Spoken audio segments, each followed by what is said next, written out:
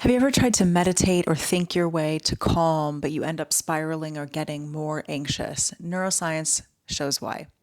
I'm Jenna. I'm a neuroscientist and a licensed therapist, and I study the way your brain and body communicate with one another and how those conversations dictate your physical and mental health. Because the biggest lie that we've ever been told is that the body and mind are separate. So follow along if you want to learn more about the science of how to rewire your body and brain all the way up from the cellular level to your daily behavior without spending years or hundreds of thousands of dollars talking about it or on treatments that don't work. So if you have ever tried to meditate or think your way to calm only to end up anxious or disconnected from yourself, or maybe even feeling worse, here's why what we call those top down strategies don't work for folks with unhealed trauma that's living in the body. Typically these folks have unresolved childhood trauma in the form of complex PTSD, and top down strategy means trying to use your neocortex to manage the lower parts of your brain.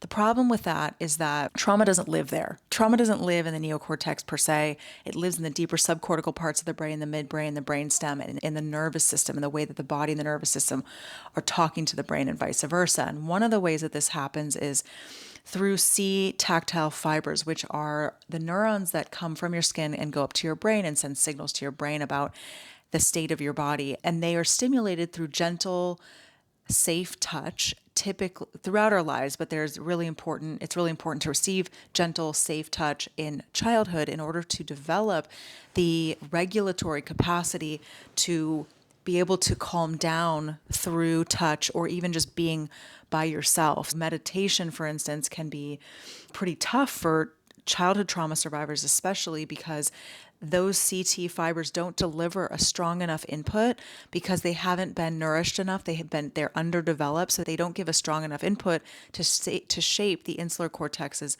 sense of yourself and safety. So to go inside can feel really threatening in the case of meditation. And as a result, your nervous system defaults to chronic freeze or alertness, regardless of what you tell yourself. It doesn't matter what you tell yourself. It doesn't matter how many affirmations you say.